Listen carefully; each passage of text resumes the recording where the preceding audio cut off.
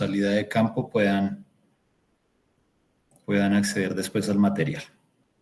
Ok, bueno, entonces, como les expliqué en nuestra clase del viernes, la idea es que podamos avanzar con esta explicación conceptual, por lo menos considerando que la mitad de ustedes están en salida de campo, pues es importante que de alguna manera vayamos avanzando en esta temática para que la próxima semana, aprovechando el martes que tenemos el espacio del aula de informática, pues podamos desarrollar la práctica como tal, la primera práctica enfocada a la temática de modelos de distribución de especies.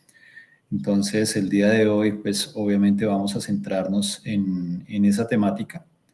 Vamos a dar los elementos conceptuales, a resolver de pronto algunas inquietudes que surjan de su parte. Entonces, pues les agradezco que estén muy atentos. Considerando que pues es una clase virtual, pues voy a ser más insistente con su participación. La idea es que sea pues más dinámica y pues que yo pueda ver que ustedes también están atentos y pues que estamos desarrollando de una manera más adecuada pues la clase. Permítanme un segundo, aquí yo me conecto también desde el celular para ir monitoreando cualquier duda, inquietud que se dé.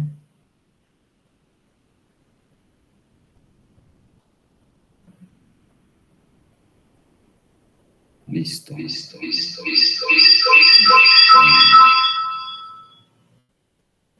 Ok. Bueno, entonces vamos a dar inicio. Voy a compartir mi pantalla.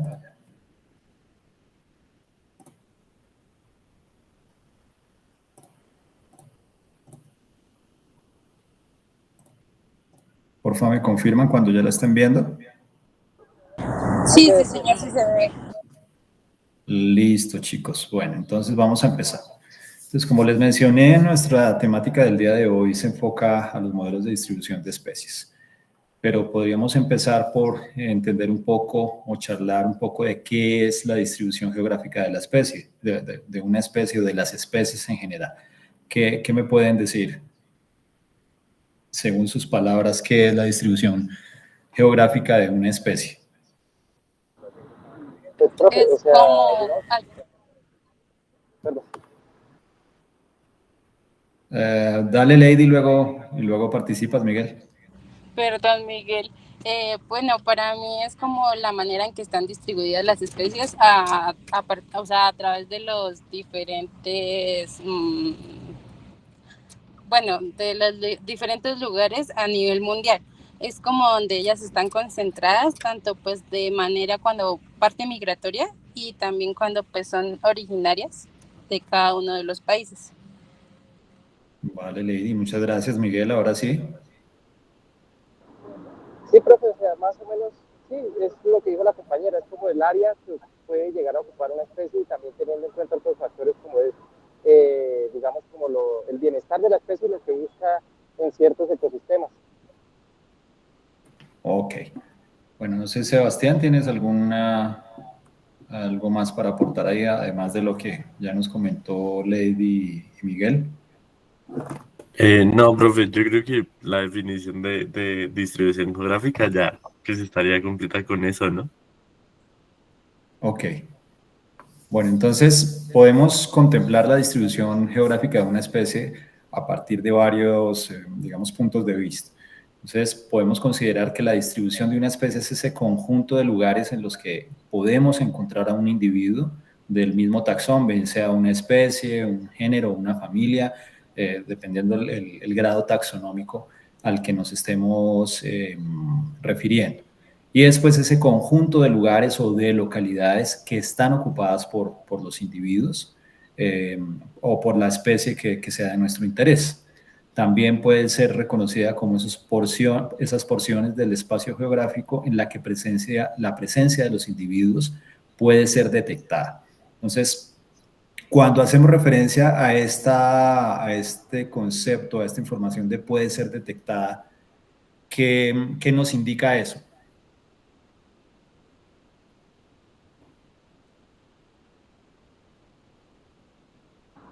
Perdón, profe, Profe, qué ¿podrías pena, repetir la repetir pregunta? la pregunta.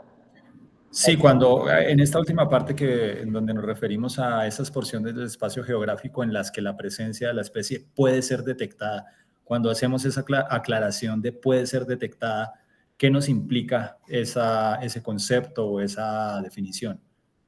Que se cumplen bueno, o sea, que el hábitat y es el apto para que la especie se reproduzca o se mantenga en ese espacio, ¿no?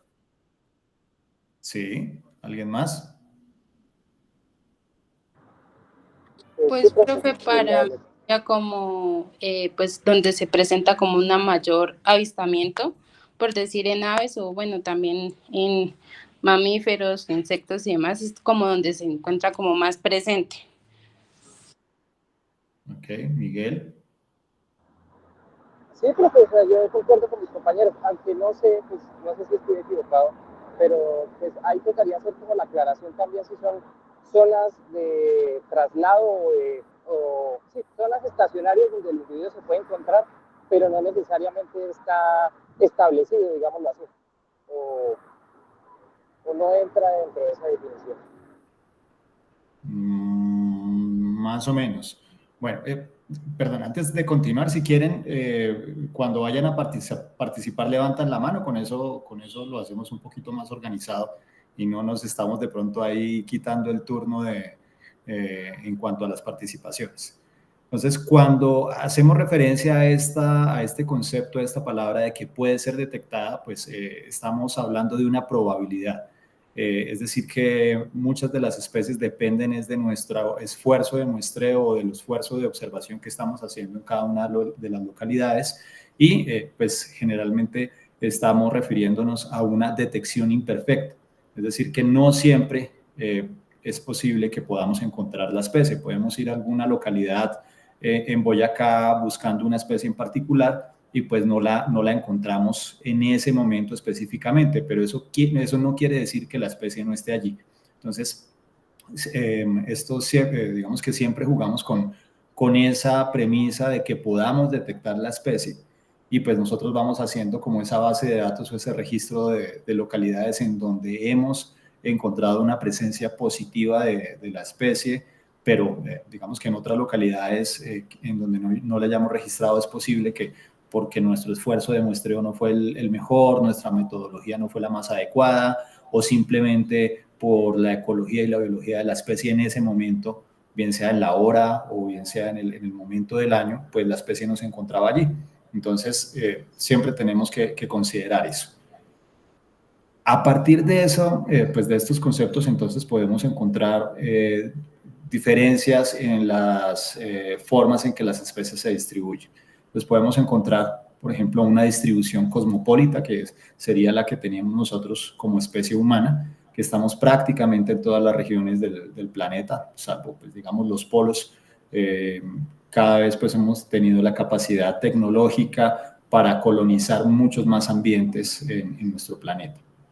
Pero podemos encontrar también otras condiciones, otros ejemplos, como en el caso de esta lorita, de la lorita de Santa Marta, Pyrrhura viridicata, que es una especie endémica de la Sierra Nevada de Santa Marta y de solo una porción de pues de la Sierra Nevada de Santa Marta, como lo vemos en estos mapas. Entonces, esta especie solo se encuentra en esa región, digamos, noroccidental de la Sierra Nevada de Santa Marta. Por eso se considera que tiene una distribución supremamente restringida y pues es una especie única, a eso hace referencia el concepto de endémico, ¿no? Se encuentra solo en una localidad determinada. Y obviamente podemos encontrar aquí una variación entre otras especies, entre estos dos extremos, ¿no? Vamos del extremo de una especie altamente distribuida a una especie con una distribución supremamente restringida y pues obviamente vamos a encontrar en el medio otras condiciones también que pueden presentar las especies. Entonces, la distribución geográfica de una especie va a estar determinada por varios factores. Obviamente van a haber unos factores bióticos, que son esas interacciones interespecíficas, que creo que ya habíamos hablado en alguna de las clases, que obviamente la competencia por recursos, la depredación, la disponibilidad de esos recursos, las dinámicas poblacionales, son factores bióticos que afectan la presencia o ausencia de las especies de un lugar determinado. Otro factor que influye son los factores abióticos, como el clima, como las barreras geográficas.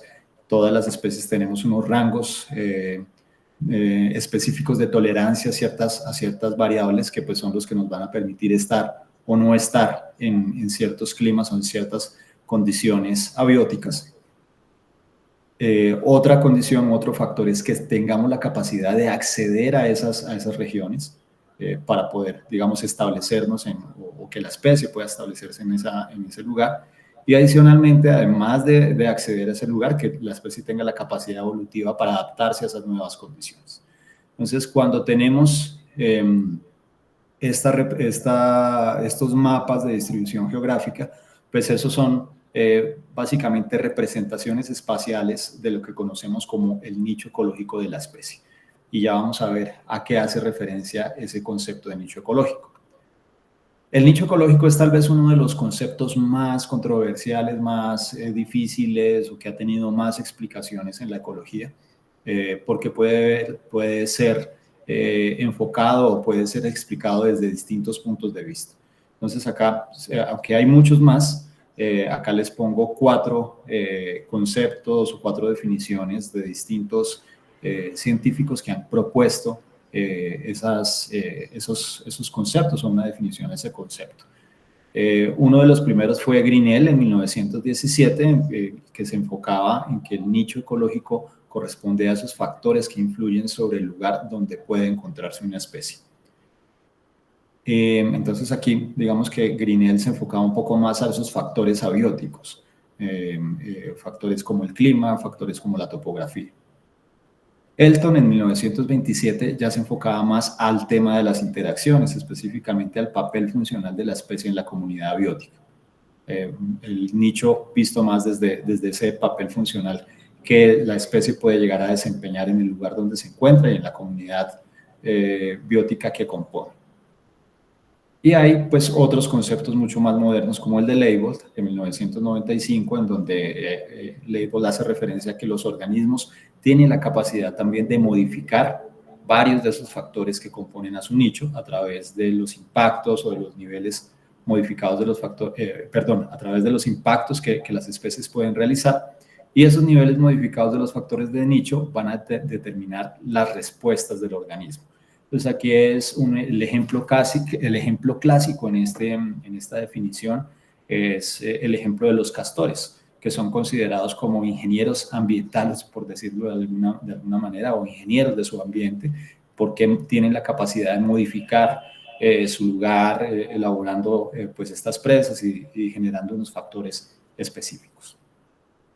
Digamos que para el caso específico de los modelos de distribución, vamos a enfocarnos en la propuesta de concepto realizada por Evelyn Hutchinson en 1957, en el que él se refería a ese rango completo de condiciones bajo las que un organismo tiene la capacidad de autorreemplazarse exitosamente, es decir, de que puede reproducirse exitosamente o que puede persistir en ese rango completo. Entonces tengamos en cuenta que aquí estamos hablando de un rango, ¿no?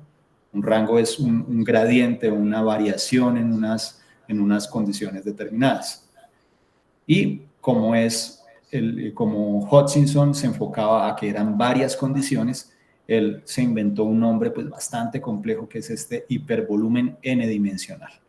Ese hipervolumen n-dimensional pues hace referencia a la cantidad de dimensiones que tiene el nicho. Yo creo que ese concepto un poco complejo ya lo vamos a entender un poquito en las siguientes explicaciones. Bueno, entonces enfoquémonos solo en una variable. Pues no sé si ustedes entienden este concepto, esta palabra de gradiente. Un gradiente hace referencia a la variación que puede haber en una condición específica o en una variable específica. Pues podemos tener en esta gráfica, acá en el eje de la X, una variable que va desde un valor muy bajo, un valor intermedio, a un valor muy alto. Y esa variación en esa variable o en esa condición va a tener una influencia en la abundancia de las poblaciones, o también podemos verlo desde el punto de vista, desde el fitness reproductivo que tienen las poblaciones. Entonces, vemos acá en el eje de las Y una baja abundancia a una alta abundancia. Entonces, generalmente lo que encontramos en ese gradiente es que va a haber un rango óptimo de esa variable en donde la población va a tener su mayor abundancia. Ese es el área de mayor abundancia, lo que tenemos encasillado en esta región blanca de la gráfica. Ese es el rango óptimo, donde esa especie en particular va a tener su mayor abundancia. Vamos a tener por debajo o por encima de ese rango una zona de estrés fisiológico, donde la especie puede sobrevivir, pero digamos esas condiciones van a generar un estrés sobre su fisiología que no le va a permitir una alta reproducción. Entonces, a pesar de que se presente, pues vamos a tener unas bajas poblaciones, bien sea en un nivel bajo o un nivel alto, superando ese rango óptimo de condiciones. Y finalmente vamos a tener una zona denominada zona de intolerancia, en donde las especies definitivamente no tienen la capacidad de sobrevivir a esas condiciones. Entonces, podemos poner el ejemplo de la temperatura, utilizando, digamos, a la especie humana como el ejemplo. Entonces, como especie nosotros tenemos generalmente un rango óptimo de temperatura que puede ser de los, no sé, 10 grados a los 30 grados, digamos, un poquito menos tal vez, dependiendo, obviamente hay variaciones también individuales, en donde pues nosotros nos sentimos más cómodos, ¿no?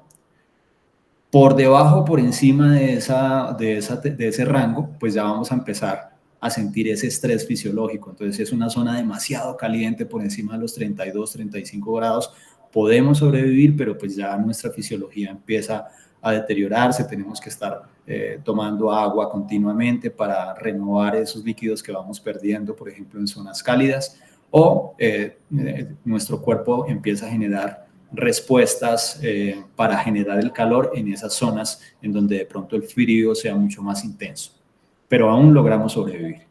Y hay otras zonas, como por ejemplo las zonas de los polos, las zonas árticas, que la temperatura está por debajo de los 0 grados, y si no tenemos unas condiciones, digamos unos elementos como por ejemplo una ropa adecuada, unos equipos de calefacción, definitivamente no podríamos sobrevivir allí, nos congelaríamos y pues moriríamos. Y lo mismo pasaría en el otro extremo de las condiciones, digamos en una zona desértica donde las temperaturas son mucho más altas, de 50 grados por ejemplo, en donde ya las proteínas y las enzimas empiezan a desnaturalizarse, muchos procesos fisiológicos empiezan a fallar, y pues definitivamente esa sería también otra zona de intolerancia. No sé si es claro, chicos, como esa relación de esta gráfica que estamos presentando para una sola de las condiciones. Sí, señor. Ok, entonces esto es simplemente como esa explicación de esas límites de tolerancia que tenemos, o esos rangos de tolerancia que tenemos a las distintas condiciones en un ambiente en particular. Pero esto que tenemos acá para la temperatura, lo podemos representar acá, podemos también representarlo para otras variables. Podemos hacer un gráfico ya de 3 dimensiones con 3 variables diferentes: pendiente, humedad, temperatura. Y podemos empezar a graficar cada una de las condiciones que tienen los sitios donde nosotros encontramos a nuestra especie. Entonces, recuerden por favor la práctica que hicimos en donde descargábamos la información del GBIF con las localidades de cada una de nuestras especies. Ahora, imagínense que para cada uno de esas filas de puntos o de coordenadas que tenemos, nosotros podemos representar o incluir en esa tabla una condición específica para cada una de estas 3 variables. Entonces vamos a tener una temperatura, vamos a tener una pendiente y vamos a tener una humedad. Entonces, cada una de esas variables va a estar representada por estos cuadritos grises que están acá. Entonces, eso nos va a generar finalmente en la gráfica esto que se conoce como el elipsoide del nicho, o una nube de puntos que representan el rango de condiciones en las que puede presentarse mi especie de interés para esas tres variables. Ahora, para recordar un poco lo que nos mencionaba Hutchinson acá, Hutchinson hacía referencia que ese nicho es el rango completo de condiciones en las que el organismo puede autorreemplazarse exitosamente. ¿Qué quiere decir eso de autorreemplazarse exitosamente? Que puede tener una tasa reproductiva, una tasa intrínseca de crecimiento mayor a 0. Esta R representa en ecología de poblaciones la tasa intrínseca de crecimiento. Entonces, cuando vemos que R es mayor que 0, quiere decir que tiene más nacimientos que muertes. Entonces, por eso es mayor que 0. Si, digamos, fuera igual a 0, lo que nos estaría mostrando esa tasa intrínseca es que los nacimientos son iguales a las muertes. Y si fuera menor que 0, pues simplemente hay más muertes que nacimientos. Entonces, digamos que para que cumpla esas condiciones de que haga parte del nicho ecológico, estas variables o este rango de condiciones tiene que afectar obviamente la tasa reproductiva, la tasa intrínseca de crecimiento, y permitir que ese rango, de condiciones, permita que mi población tenga un crecimiento, es decir, que R sea mayor a 0. ¿Hasta ahí se entiende eso? Esta es una parte un poco más compleja. Sí, señor. No sé si de pronto Sebastián o Lady tienen alguna inquietud ahí, o hasta este punto se entiende. No, señora, hasta ahí va bien. Ok, chicos. Listo. Entonces, por allá en 1973, un señor de apellido McGeer, pues propuso unos elementos conceptuales asociados a esto, en donde daba un nuevo concepto que se llamaba el centroide del nicho. Ya más recientemente, Martínez Meyer y colaboradores retomaron ese concepto para ver la relación que tiene ese centroide del nicho con zonas de baja y de alta abundancia de las especies. Entonces, ¿qué es lo que dice McGeer? Que toda esta nube de puntos que tenemos acá, el punto central de esa nube de puntos, imagínense que obviamente tenemos una gráfica de 3 dimensiones, entonces vamos a tener un volumen que podría ser circular, esférico, como si fuera una naranja.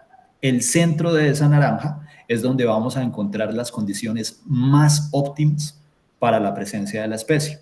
A eso hace referencia al centroide del nicho, es el centro de esas condiciones. Y lo que plantean estos autores es que justamente en ese centro de condiciones es donde la reproducción o la abundancia o el fitness de la especie va a ser la más alta. Allí es donde vamos a encontrar las mayores abundancias, los mayores éxitos reproductivos para la especie.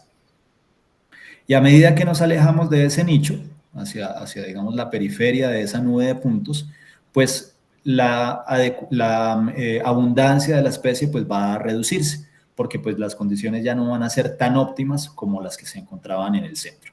Entonces, a eso hace referencia el centroide del nicho. Pero esto lo estamos viendo desde una representación netamente de un espacio ambiental, por decirlo de alguna forma. Es una representación en donde nosotros estamos graficando las condiciones en un plano cartesiano. Sin embargo, esas condiciones yo también puedo verlas en el espacio geográfico. Entonces yo puedo tomar cada una de estas condiciones, de esos nube de puntos, y ver en dónde están esas condiciones en un mapa, que es lo que tenemos acá.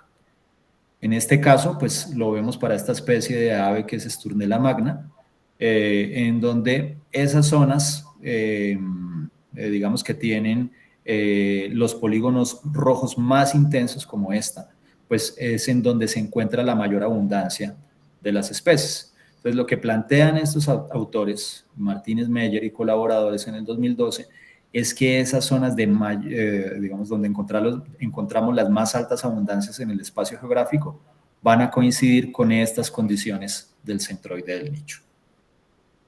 Entonces, por acá lo vemos representado. Entonces, en este caso, la adecuación, que es la, digamos, la traducción al español de lo que sería la palabra fitness en inglés, la adecuación que tiene la especie, o podemos también verlo desde la abundancia. A medida que nos alejamos de ese centroide, la abundancia se va a reducir. Eso es, digamos, lo que proponen estos autores, y pues lo han probado en diversos grupos, desde mamíferos, aves, plantas, otros grupos taxonómicos han probado esa teoría. Listo, ¿hasta ahí? ¿Vamos bien? Sí, señor profe. Ok, Sí. listo. Entonces, podemos graficar las condiciones en unos planos cartesianos de 3 dimensiones, y esas condiciones podemos después representarlas en el espacio geográfico para ver cuáles son las áreas que tienen esas condiciones mucho más óptimas. Pero bueno, entonces podemos hacer esto, representarlo desde el espacio ambiental, que sería estas gráficas, al espacio geográfico. Pero si quisiéramos hacerlo del modo contrario, ya empezaría a complicarse el asunto. Entonces, ahí es cuando se propuso este otro concepto, o esta otra, digamos, planteamiento, que es lo que se conoce como la dualidad de Hutchinson. Entonces, cada punto del espacio geográfico va a tener unas condiciones ambientales determinadas. Entonces, estos puntos que tenemos acá en toda la geografía de América del Norte. Entonces, cada uno de esos punticos va a tener unas condiciones de temperatura mínima, de precipitación anual y de temperatura máxima, que nosotros podemos representar acá, en ese elipsoide o en esa gráfica del nicho. Entonces, una especie, además de estar en un espacio geográfico, también lo está en un espacio abstracto, que sería este ambiental, que es el que estamos, digamos, representando por todas las variables abióticas que utilizamos para representar las condiciones en las que una especie puede habitar o que puede tolerar una especie. Entonces, a eso hace referencia la dualidad de Hutchinson, esa relación dual entre lo que es el espacio geográfico que tenemos acá y el espacio ambiental. Entonces, por ejemplo, si nosotros tomáramos esta porción acá en la gráfica del espacio ambiental, eso no correspondería solamente a un punto, sino podría corresponder a varios puntos desde el espacio geográfico. Pero si tomamos solo un punto acá, por ejemplo, en el espacio geográfico, ese sí va a representar solo una condición ambiental. A eso hace referencia la dualidad de Hutchinson. Entonces, simplemente es la dualidad que hay, o la relación dual, mejor, entre la representación de las condiciones en el espacio geográfico y las condiciones en el espacio ambiental. ¿Preguntas, chicos, sobre esta dualidad de Hutchinson? No, señor. Ok. Ya cuando empecemos a hacer nuestros modelos, pues van ustedes a entender un poquito más esa relación. Bueno, esto es básicamente lo mismo que ya les acabo de explicar, pero pues representado en una gráfica de distribución de una especie de topito, Cryptotis nigrescens, en donde nos muestra el modelo de nicho para esa especie o ese grupo de especies, porque digamos que es un complejo de especies, desde su proyección en la geografía a partir de ese espacio ambiental. Bueno. Entonces, esta dualidad de Hutchinson que acabamos de ver, esta representación en el espacio ambiental y cómo están distribuidos esos espacios o esos ambientes en la geografía, es la que utilizan justamente los modelos de distribución de especies para poder hacer las representaciones o las predicciones de la distribución. Entonces, recuerdan que nosotros hablábamos de uno de los conceptos de distribución en donde nos referíamos a aquellos espacios de la geografía donde podemos detectar a la especie, ¿no? Tengamos en cuenta eso. Entonces nosotros cuando hacemos modelos de distribución estamos haciendo predicciones de distribución. No tenemos certeza al 100% de que allí o que esa es la distribución completa de una especie. Siempre vamos a jugar con un nivel de incertidumbre. Entonces, cómo funcionan estos modelos de distribución o estos algoritmos de modelado de distribución. Como ya lo hemos visto en varias de las clases, pues nosotros necesitamos unos insumos o unos datos de entrada. Ya la clase pasada, bueno, no me acuerdo si fue la clase pasada o antepasada, descargamos unos registros de presencia de una especie de interés a partir del GBIF o a partir de cualquier repositorio. Y esos puntos los podemos representar en el espacio geográfico, que son los que tenemos acá.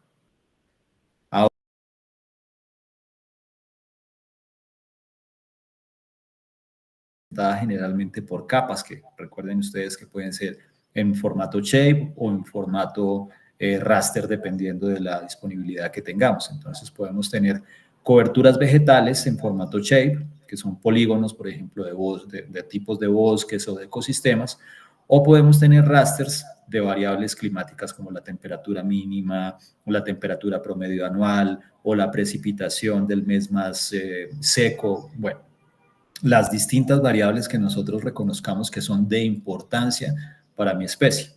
Entonces, esos son mis insumos o mis datos de entrada. Entonces, ahora con estos datos de entrada, con estos insumos, yo tengo distintos tipos de algoritmos de modelados que hacen unos análisis matemáticos, análisis estadísticos como la regresión logística. Hay otros algoritmos de aprendizaje de máquina como Maxent, que es el que generalmente utilizamos en la electiva, que me proyectan toda esta información al espacio ambiental. Entonces hacemos la gráfica esa que les mostré hace un rato. Entonces empezamos a graficar la presencia de todos esos ambientes en las distintas variables. Y digamos, esas condiciones, luego este algoritmo me las proyecta nuevamente hacia el espacio geográfico. Y ya puedo ver yo otros ambientes dentro de ese espacio geográfico que tengan estas mismas condiciones.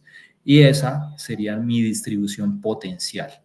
Entonces, esa es la forma en que funciona los modelos de distribución de especies a partir de datos de entrada representados en registros de presencias, variables ambientales que son analizadas por algoritmos de modelado, y el resultado es que se me va a generar una proyección al espacio geográfico en donde voy a tener una distribución potencial para mi especie. Si hay inquietudes, si hay dudas, pues van levantando la mano, porfa, para poder ir resolviéndolas. Es importante. Esto, digamos, es lo más fundamental para que entiendan ustedes cómo funciona todo esto de los modelos de distribución. Bueno, pero entonces, antes de seguir con la siguiente diapositiva, es importante que veamos acá que mi modelo va a depender de la información que yo tenga en los datos de entrada, ¿no?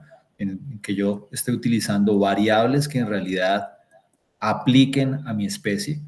O sea, yo puedo tener muchísimas variables y descargar cientos de variables de todos los repositorios, los sistemas de información geográfica que yo pueda encontrar y las puedo meter a mi modelo. Pero pues no sabemos si en realidad esa variable tiene alguna relación en cuanto a esto. Me voy a volver aquí. En cuanto a esto que explicábamos acá. Si esa variable en particular tiene una influencia sobre la tasa intrínseca de crecimiento. Si no la tiene, pues en realidad no nos va a importar mucho, ¿no? Y eso está relacionado con los distintos rangos de tolerancia. Lo mismo con mis registros de presencia. Si yo no verifico que esos registros de presencia estén en una localidad adecuada, que tengan unas coordenadas adecuadas, que tengan un bajo nivel de incertidumbre o un bajo nivel de exactitud en la definición de la coordenada, pues entonces yo estoy empezando a fallar porque ese punto, digamos, si ese punto tenía una inexactitud de 300 metros o de 1 kilómetro, pues perfectamente podría estar más allá. Y mi modelo va a empezar a fallar. Entonces es importante que una de las primeras fases de esto de modelos de distribución es que yo verifique que los datos de entrada sean los más correctos posibles. Bueno, esta es otra forma de explicarlo, los registros de presencia, datos ambientales, el algoritmo hace el modelado y me muestra cuáles son las áreas idóneas. Pero entonces, esta estructura de esta metodología por otro lado me permite otro tipo de aproximaciones. Yo puedo no solamente modelar a esas áreas, a esa área geográfica que es de mi interés o donde yo ya más o menos conozco que está mi especie, sino que yo puedo tomar este modelo de nicho y proyectar esas condiciones ambientales a otro lugar en el espacio. Pues en el espacio geográfico, ¿no? No en el espacio exterior. En otra localidad, en otro continente, por ejemplo, y esto es muy relevante cuando hablamos, por ejemplo, de especies invasoras. Entonces, yo puedo ver una especie que viene de Europa, que fue introducida aquí a Latinoamérica, cómo puede estar colonizando o qué áreas presentan en este nuevo territorio esas condiciones óptimas para el establecimiento de esa especie invasora y poder proponer medidas para que, digamos, la invasión de esa especie no sea tan drástica. O puedo modelar a otro tiempo, bien sea al pasado o bien sea al futuro. Desde que yo tenga, digamos, la información de variables al futuro o al pasado, yo tengo la posibilidad de hacer ese tipo de análisis. Entonces, estas proyecciones tienen una gran importancia en términos de la conservación. Por ejemplo, yo puedo ver cuáles pueden ser los posibles efectos del cambio climático sobre la distribución de una especie en el futuro y proyectar también en ese sentido propuestas o estrategias de conservación para esa especie. Lo de las especies invasoras ya se lo había mencionado. Yo puedo también proyectar, por ejemplo, cuál va a ser la dispersión de enfermedades zoonóticas a partir de esta información. Bueno, hay muchas aplicaciones que han tenido estos modelos de distribución de especies. Bueno, voy a saltarme esta porque esto es prácticamente lo mismo que ya que tenía esta diapositiva anterior. Entonces, si recuerdan una de las primeras diapositivas que les mostré, la representación de la distribución geográfica de una especie se compone por varios elementos. Entonces, primero tenemos los factores abióticos, que son esos factores climáticos, factores topográficos. Vamos a tener unos factores bióticos, que son las interacciones que se tienen entre las especies, depredación, parasitismo, bueno, en general. Y por otro lado vamos a tener esas áreas que son accesibles para la especie. Entonces, a partir de, digamos, esas tres regiones o esos tres componentes, Soberón y otros autores ya hace varios años plantearon esto que se conoce como el diagrama BAM, precisamente por las iniciales de cada uno de esos componentes. M aquí hace referencia más como a la migración que tiene, o la capacidad migratoria que tienen las especies. Entonces, a eso hace referencia el diagrama BAM. Y eso nos permite también diferenciar otros conceptos u otra información que generalmente se utiliza en estas propuestas de modelados de distribución. Una de ellas es lo que se conoce como el nicho fundamental. Cuando nosotros nos enfocamos solamente en las variables o en la distribución de las variables abióticas o de los factores abióticos que determinan o influyen la presencia de una especie, nos estamos refiriendo al nicho fundamental o al nicho existente, sin contemplar los otros dos componentes, ¿no? A eso hace referencia el nicho fundamental o el nicho existente. Ahora, si nosotros tenemos la posibilidad de incorporar las condiciones bióticas y también considerar cuál es esa área invadible o área a la que puede migrar la especie, ese lugar donde se unen esos tres componentes es lo que conocemos como el nicho realizado. Entonces, ese nicho realizado es donde pues tendríamos las tres condiciones o esos tres factores en conjunto determinando la distribución de mi especie.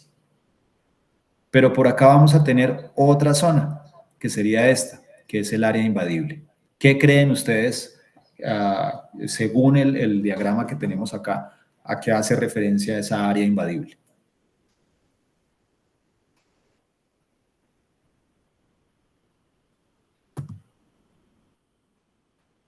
Adelante, Miguel.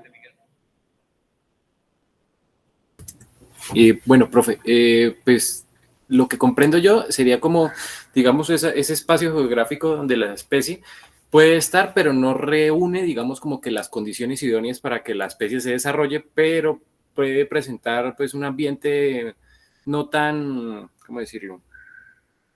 Sí, como no, o sea que es más se acerca más o menos a esas condiciones idóneas que la especie necesita para desarrollarse libremente. Sí, desarrollarse de manera correcta. Vale, Miguel, gracias. ¿Alguien más?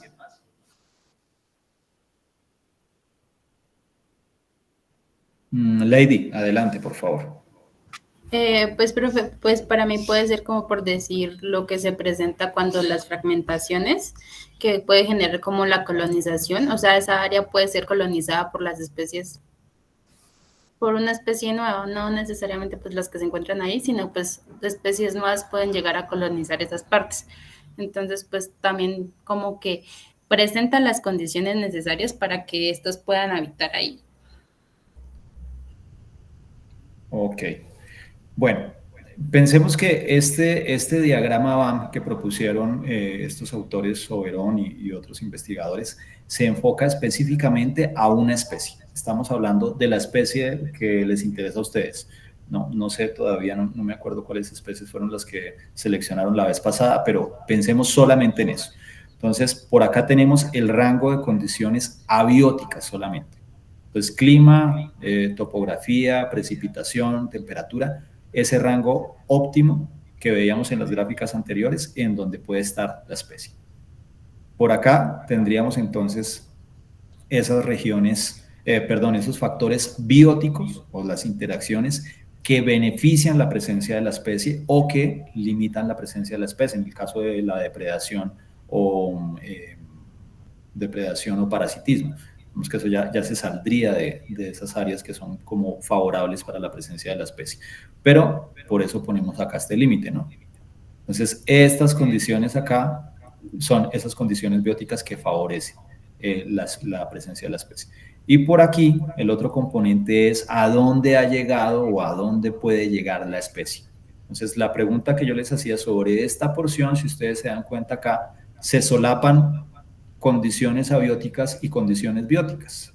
Tenemos las condiciones óptimas, tanto abióticas como bióticas, para que la especie esté. Pero si ustedes se dan cuenta acá, este otro pedacito del diagrama nos muestra que allá no ha llegado la especie. Entonces vamos a tener unas regiones geográficas con las condiciones óptimas para que para que la especie esté, pero la especie simplemente por dispersión o porque hay una barrera geográfica no ha tenido la capacidad de llegar allá. A eso hace referencia esta área invadible. No sé si así ya queda un poquito más claro. Adelante, Miguel.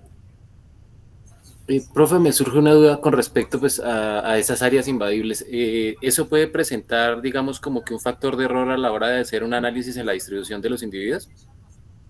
¿A qué te refieres con factor de error? O sea, digamos como que en el modelado que uno puede llegar a hacer de una especie, le puede indicar de que ahí pueda que esté la especie, pero no, realmente no esté, o... Es posible, o sea, tú tienes ya unos puntos establecidos desde tu base de datos en donde sabemos a ciencia cierta que la especie está. Pero pues digamos que lo que a nosotros nos interesa es justamente entender en dónde, además de esos puntos, en dónde más puede estar la especie. Bien sea porque necesitamos generar el polígono de distribución para tener un área geográfica establecida, bien sea porque queremos enfocar o establecer otros lugares en donde necesitamos realizar, por ejemplo, un área protegida para proteger a esa especie, o donde necesitamos ir a investigar para generar más información sobre la presencia de esa especie en particular. O simplemente porque es una especie invasora que nosotros queremos proyectar hacia qué lugares podría empezar a invadir o qué otras regiones podría empezar a invadir. Y esas áreas invadibles pues son las que reúnen esas condiciones ambientales propicias. Por alguna razón se apagó la cámara. No sé si con eso resolví tu inquietud. Sí, señor. Muchas gracias, profe. Vale, permítanme un segundito, yo miro qué pasó por acá. Porque se apagó la cámara. Listo.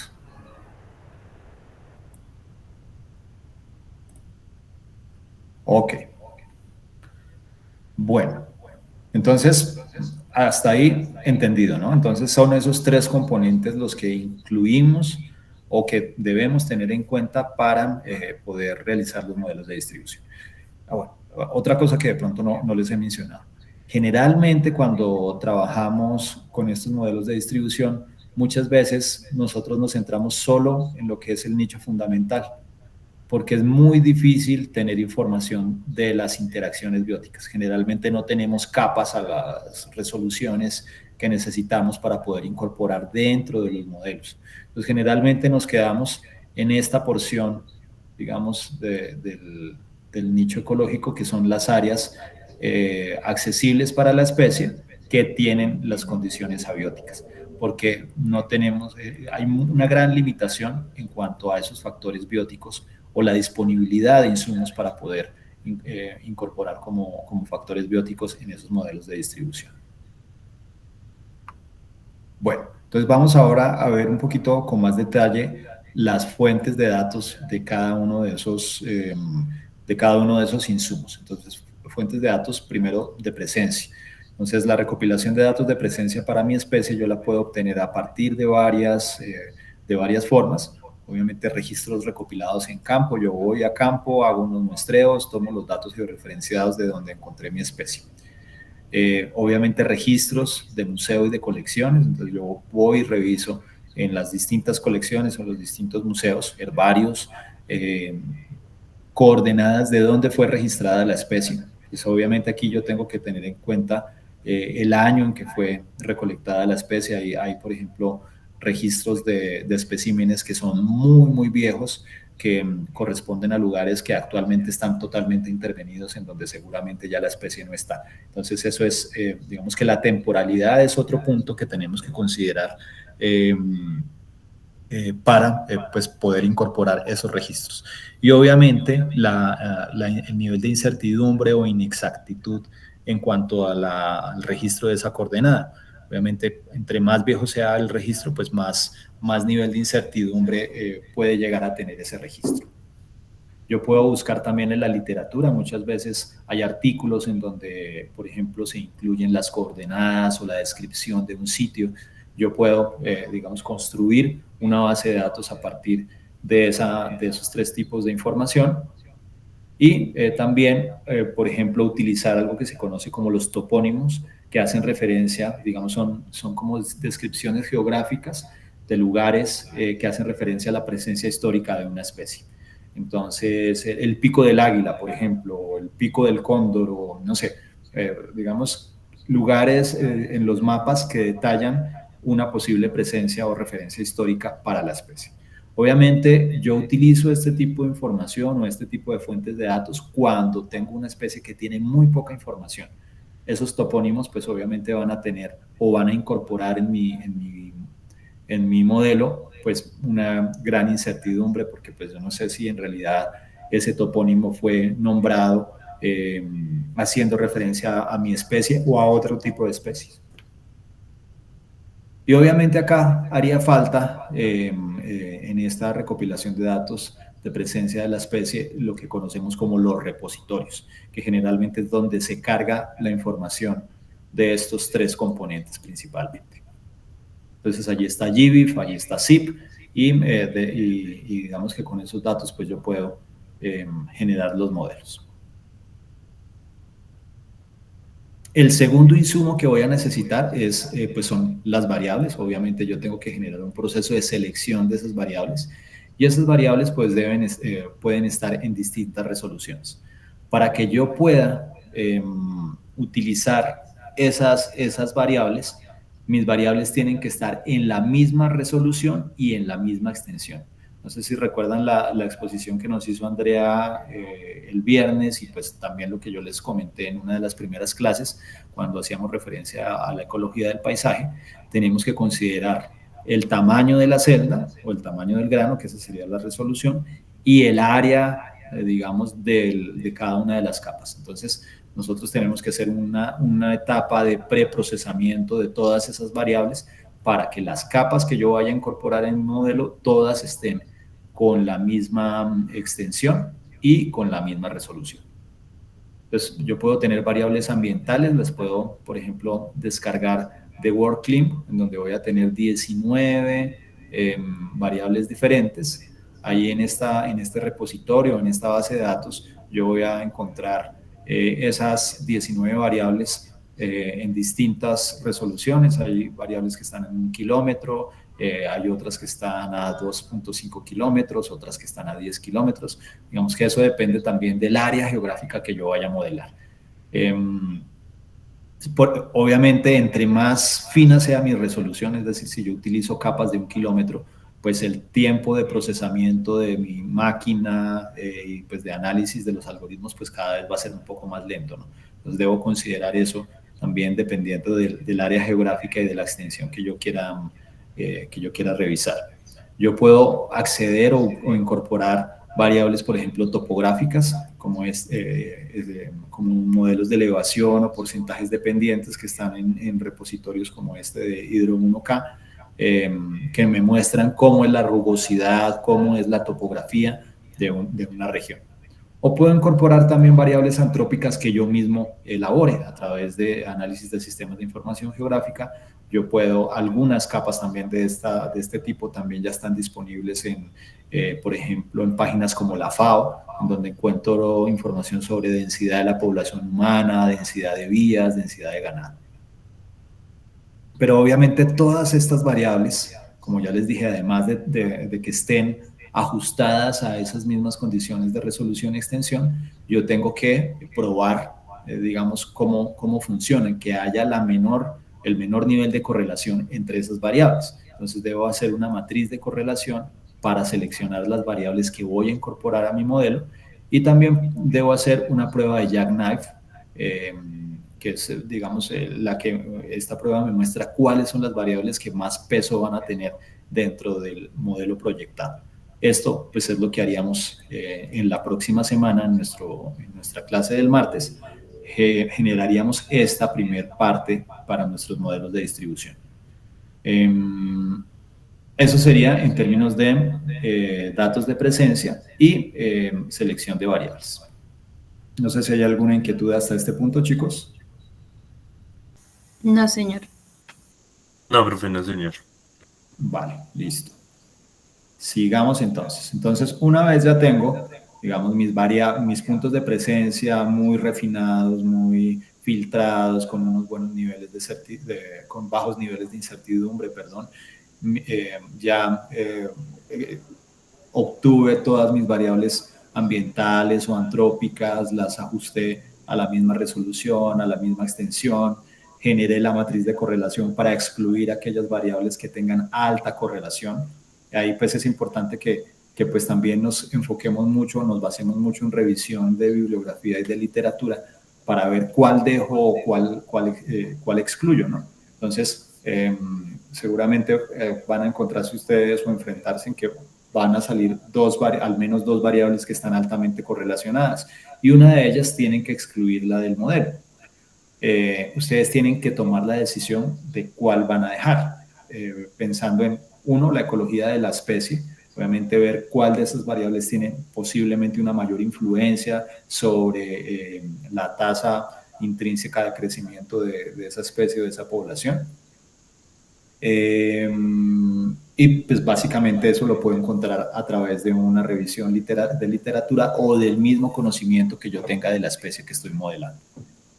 Entonces, una vez ya tengo, digamos, ya cumplí con esos criterios, pues ahí sí puedo pasar a generar mi modelo de distribución. Entonces, el siguiente paso sería definir lo que se conoce como el área M, que sería esta porción del diagrama BAM. Eso quedó súper tachado. Yo tengo que definir cuál va a ser mi área, digamos, de interés, no solamente con un polígono, por ejemplo, de Colombia, sino que o generalmente lo que se propone es que utilicemos mapas de ecorregiones. Esas ecorregiones que de pronto me indiquen unas localidades más claramente en donde pueda yo llegar a encontrar a mi especie. Y que sean, pues obviamente que tengan más que una definición de un límite político, una definición mucho más ecológica. Entonces tengo que definir primero el área geográfica en donde puede estar mi especie, la que puede llegar a invadir, por ejemplo, y pueda reunir como esas condiciones ecológicas. Ya con ese tercer insumo, entonces ahora sí puedo empezar a generar o a correr mis modelos. Entonces hay muchísimos algoritmos de modelado de distribución. Tenemos BioClim, tenemos GARD, tenemos, bueno, muchos otros. Pero digamos que el más conocido es el modelo o el algoritmo, mejor, de máxima entropía, que simplemente nos está mostrando el mayor nivel de información que hay disponible a partir de esos datos de entrada que yo estoy generando. Entonces, estos modelos obviamente yo tengo que configurarlos para que puedan funcionar y pueda validarlos. Obviamente yo puedo generar un modelo, pero yo necesito saber cuál es el nivel de validación que tiene. Entonces, para esto generalmente lo que se hace es usar el 80% de los datos que obtuve.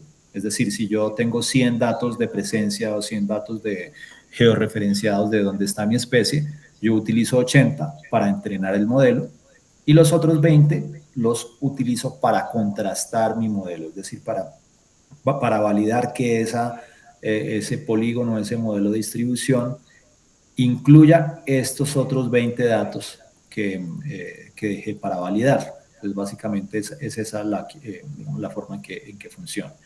Entonces, estos modelos generalmente lo que hacen es generar muchas iteraciones o muchas repeticiones del mismo modelo para ver pues, que esto esté funcionando. Entonces, esas son las formas en que se valida un modelo. Y al final, pues yo voy a obtener un modelo conocido como modelo continuo que yo tengo que convertir a un modelo binario. Esto ya lo van a entender un poquito mejor cuando pues, desarrollemos la práctica. Y generalmente yo utilizo un umbral, que es el umbral del 10%, para poder hacer ese corte. Entonces, yo creo que ahí les estoy hablando en coreano, seguramente, pero pues esto ya lo van a entender ustedes mejor cuando hagamos los modelos de distribución. Y hay otras, digamos, formas de validar esos modelos que son ya, digamos, análisis estadístico, como las curvas ROC o el criterio de información de Akaike, que es el que me va a permitir ver cuál de todos los modelos que estoy generando, porque generalmente no se genera un solo modelo, sino los algoritmos me generan varias opciones de modelos. Y yo tengo que con estos estimadores de la validación del modelo, escoger el que más, digamos, según esos estimadores, es el que tiene una mayor validación. Listo. Cuando trabajo entonces con modelos de distribución, yo estoy trabajando bajo unos supuestos. Entonces, siempre que utilizo modelos, no solamente en distribución de especies, sino en cualquier temática de la biología o de la ecología o de las ciencias, yo trabajo con supuestos, que son esas limitaciones que generalmente tienen mis experimentos o tienen mis aproximaciones metodológicas. Y es importante que siempre las tengamos claras. Entonces, el primer supuesto es que la distribución de las especies tiende a estar en equilibrio con el clima y estos supuestos no tienen en cuenta retrasos de tiempo. Entonces, básicamente lo que yo estoy generando es que mi modelo me está generando la foto de un momento en específico de la distribución de la especie. Pero esa distribución puede cambiar. Entonces, si yo le empiezo a incorporar nuevos datos, por ejemplo, nuevas localidades, es posible que esa distribución pues vaya a cambiar. Entonces, mi supuesto es que básicamente esa distribución no se va a afectar o no va a cambiar en el tiempo, si estamos enfocándonos solo en un escenario actual. Otro supuesto es que estos modelos son una aproximación estadística, que no tienen en cuenta la habilidad de las especies para moverse en el paisaje. Entonces, eso es algo que se denomina como el conservadurismo de nicho. Entonces, prácticamente el supuesto de este modelo es que la especie no se va a conservar su nicho todo el tiempo, no se va a mover de ahí, no va a salir de esas condiciones. Pero pues nosotros sabemos que las especies tienen procesos de adaptación, procesos de especiación, procesos evolutivos, que a largo plazo puede llevar a que esos individuos o esas especies pues modifiquen un poco esos rangos óptimos en los cuales se encuentran. Entonces, digamos, ese es otro supuesto. Y otro de los supuestos que ya se los había mencionado es que no tienen en cuenta las interacciones bióticas, generalmente como competencia de predación, simplemente porque no tenemos disponible esa información. Algunas aproximaciones, por ejemplo, generan modelos de distribución. Por ejemplo, si mi especie de interés es un felino, el jaguar, por ejemplo, yo puedo utilizar el modelo de distribución generado para una de las presas como una variable para poderla incorporar en el modelo. Sin embargo, pues eso, digamos que tiene mucha incertidumbre y muchas veces es difícil de generar. Entonces, por lo general, nuestros modelos de distribución se enfocan solo en variables abióticas. Entonces, estamos modelando el nicho fundamental. Bueno, y tenemos distintos métodos de modelación, tenemos modelos estadísticos, tenemos métodos de aprendizaje mecánico o métodos para datos de solo presencias. Entonces, entre los modelos estadísticos tenemos los modelos lineales generalizados, modelos aditivos generalizados, aproximaciones bayesianas. Bueno, tenemos, digamos, algunos modelos estadísticos cuya matemática pues va variando entre el modelo que nosotros vayamos utilizando. Tenemos métodos de aprendizaje mecánico que simplemente funcionan a través de generar varias, a ver cómo les digo, aprenden sobre la marcha. Entonces van generando muchas iteraciones o muchas repeticiones de los modelos y van viendo cuáles son como los más adecuados. Entonces funcionan como prueba de error. Entonces van viendo cuáles de esos modelos van funcionando y los van refinando cada vez más. Por eso se denomina métodos de aprendizaje mecánico. Allí tenemos los árboles de decisión, métodos de conjunto asociado, redes neutrales, algoritmos genéticos y el que nosotros utilizamos, que es el de la máxima entropía. Digamos que yo acá solamente les estoy mostrando las distintas posibilidades. Hay formas de hacer estos modelos, pero pues no lo vamos a hacer dentro de la electiva. Nosotros nos vamos a enfocar solo en este modelo de máxima entropía porque es uno de los que tiene mayores facilidades de aplicación. Los otros son ya más complejos, más difíciles de implementar. Y tenemos métodos para datos de solo presencia, en donde tenemos los modelos de envoltura o índices de idoneidad de hábitat.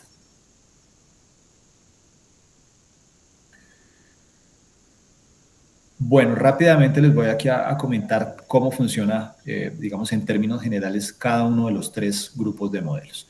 Pues tenemos unos modelos que se denominan modelos de envoltura climática, que identifican formas en el espacio ecológico, encerrando los ambientes asociados a esas localidades en donde encontré mi especie. Allí tenemos BioClim y tenemos Domain. Entonces, simplemente tenemos unos ambientes en el espacio ambiental y lo que hacen es como generar un polígono alrededor o hacen como unos buffers alrededor de cada uno de esos puntos en el espacio ambiental, ¿no? Tengan en cuenta que aquí no estamos hablando de espacio geográfico, sino de espacio ambiental. Y esas envolturas luego las proyectan al espacio geográfico. Pero pues digamos que es importante que entiendan esto. Simplemente miran la ubicación en ese espacio ambiental de cada uno de los puntos y generan como unos polígonos de espacio ambiental alrededor para proyectarlos posteriormente en el espacio geográfico. En cuanto a los modelos de aprendizaje mecánico de máquina, pues tenemos el de máxima entropía, que tiene, digamos, una explicación un poco enredada y bastante difícil de entender. Este modelo o algoritmo de máxima entropía, o también llamado entropía de la información, es, digamos, muy similar, o su cálculo es muy similar al índice de diversidad de Shannon. Si quieren, ustedes luego revisan o contrastan esta formulita que tenemos acá con el índice de diversidad de Shannon. Y simplemente, tanto el índice de diversidad de Shannon como este algoritmo de máxima entropía para los modelos de nicho, lo único que hacen es medir la incertidumbre de la información que estamos usando. Entonces, se puede considerar como la cantidad de información promedio que contienen los datos que estamos usando y pues hace a partir de esta fórmula el cálculo para proyectar pues esos datos de probabilidad de presencia de esos ambientes específicamente. En cuanto a la evaluación del modelo, pues yo puedo generar lo que se conoce como matrices de confusión. Simplemente estas matrices de confusión me contrastan las zonas que están, digamos, saliendo de mi modelo y que son predichas como áreas en donde está presente la especie o áreas que son predichas por mi modelo como ausentes. Entonces, a partir de los puntos de presencia, de los, digamos, todos esos punticos que me generó mi base de datos, empieza a contrastar si ese modelo tiene o incluye presencias verdaderas o omite áreas, digamos, en donde hay puntos de presencia. O simplemente está incluyendo algunas áreas en donde mi especie definitivamente no está, pero las está incluyendo. O, digamos, tiene áreas en donde en realidad hay ausencias verdaderas, o mejor, excluye áreas en donde hay una ausencia verdadera de mi especie. Simplemente está contrastando si está omitiendo datos o está incorporando regiones en donde definitivamente la especie no va a estar. Bueno, yo creo que esto ya me lo voy a saltar, lo vamos después a revisar un poco más cuando generemos nuestros primeros modelos y podamos contrastar esas distintas estimaciones de la validación de los modelos. Va a ser mucho más fácil que yo les lea y les muestre acá como estas gráficas que son demasiado abstractas. Creo que va a ser más fácil entenderlo y explicárselos de esa forma. Hasta este punto, chicos, comentarios, preguntas, inquietudes. No, señor, profe. Ok. Bueno. Entonces, ¿cómo se han venido haciendo las aproximaciones específicamente para el algoritmo de Maxent? Maxent, desde hace algunos años, unos 10, 15 años, tenía un software específico, digamos que uno puede descargar. De hecho, actualmente uno puede todavía descargarlo. Y pues generar sus modelos, puede meter los datos de presencia y puede meter los datos de las variables ambientales. Es muy fácil, digamos, de hacer. Cualquiera, digamos, con un nivel de entrenamiento mínimo, pues puede correr cualquier modelo ahí, pero digamos que tiene varias dificultades, y es que viene predeterminado con unas configuraciones que muchas veces uno no entiende a qué hacen referencia. Esas mismas predeterminaciones hacen que la configuración sea muy inflexible. Entonces, digamos que hay dificultad ahí para poder correr el modelo. Más recientemente, pues se han generado paquetes y aproximaciones de código desde Python y desde R para poder generar esos modelos, pero pues digamos que las dificultades es que es muy propenso a errores. Ya lo han visto ustedes en sus prácticas con R, que cualquier letra que uno se equivoque, pues ya empieza a generar error.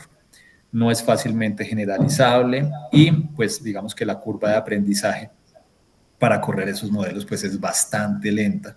Entonces, digamos que esas son como las principales dificultades que se han encontrado frente a esos análisis existentes para Maxent. Por allá en 1920, creo que fue que sacaron estos señores este artículo, generaron una nueva plataforma que se denomina Wallace. Es una plataforma que incorpora o que une como estas dos alternativas y pues empieza a reducir esos errores o esas dificultades en el aprendizaje, en el avance pues, del desarrollo de los modelos. Entonces ellos generaron esa plataforma que se denomina Wallace, que es una plataforma que requiere de R, obviamente yo la abro en R, pero utiliza un paquete que se llama Shiny, que es como si fuera un programa aparte de R. Entonces funciona con distintos módulos como los vemos acá y pues yo ahí puedo ir subiendo mi información sin necesidad de ir generando el código. yo puedo buscar los datos de presencia directamente en GBIF, en VERNet, en otros repositorios. Puedo subir mis variables ambientales allí, puedo empezar a observar representaciones de los lugares en donde están, presente mi especie, sin necesidad, digamos, de estar incorporando unas largas líneas de código. Y todos estos módulos que tiene Wallace, pues me permiten desarrollar de una manera muy intuitiva y pues, entre comillas, fácil, porque pues digamos que la mayor limitación que yo he encontrado con Wallace es que requiere de una conexión de internet supremamente estable. Obviamente también entre más detallados, entre más grande sea la región de estudio, entre mayor resolución tengan mis variables ambientales, pues el sistema empieza a hacerse más lento y pues eso hace o dificulta de alguna manera el desarrollo de mi modelo. Pero pues es muchísimo más fácil hacerlo de esta forma que estar uno generando todo el código en R directamente. Y yo puedo pues cambiar muchísimas configuraciones, muchísimas